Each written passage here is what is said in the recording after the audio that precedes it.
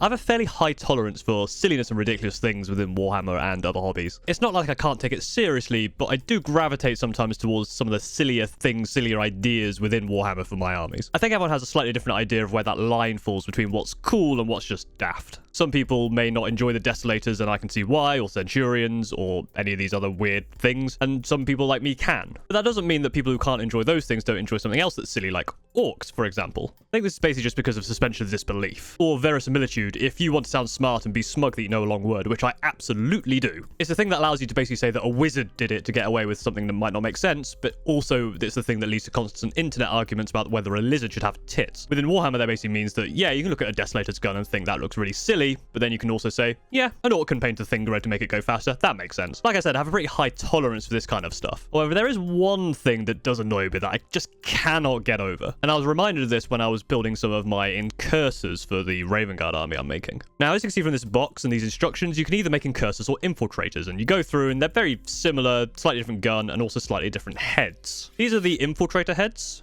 and these are the Incursor heads. And here are my Incursors.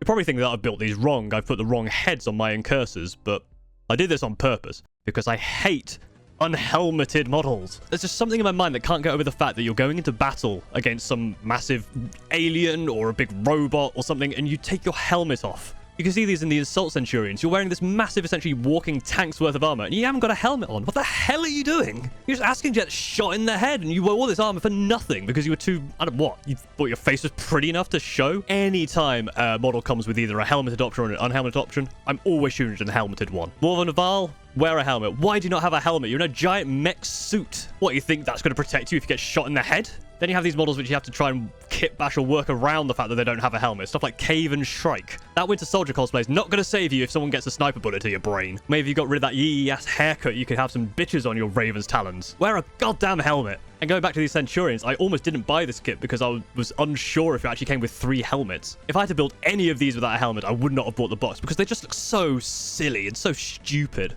I mean, hell, even on these Blood Brides that I'm converting, their armor covers about as much as female plate armor did in vanilla WoW. And yet, I still gave them full gold helmets. 1, because I thought it looked cool. 2, because I actually put the heads on slightly too far back so it looks more like a helmet than a mask. And 3, wear a goddamn helmet. And there's some situations where my nonsense about this doesn't even make sense. I mean, look at the Victor Warsuit. I'm perfectly fine with this cage being completely unarmored. It doesn't make sense. Surely you want to put some armor on that, even if it's just like a window just to protect you from stuff. But you know what? I can accept that.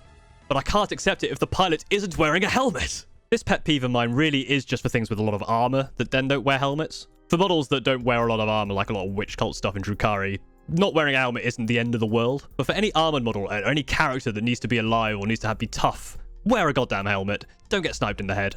Don't get an axe in the head. Just put a helmet on. It's gonna save your life. And there are exceptions to this, stuff like Demon Princes or like Magnus or something, things that are beyond human physiology. And yes, Space Marines are beyond human physiology, but you get the point, right? Or maybe you don't get the point. Maybe you think I'm an idiot. Probably I am an idiot, but this is something that really does bug me, and I've always had this problem. I've always needed to put helmets on my models.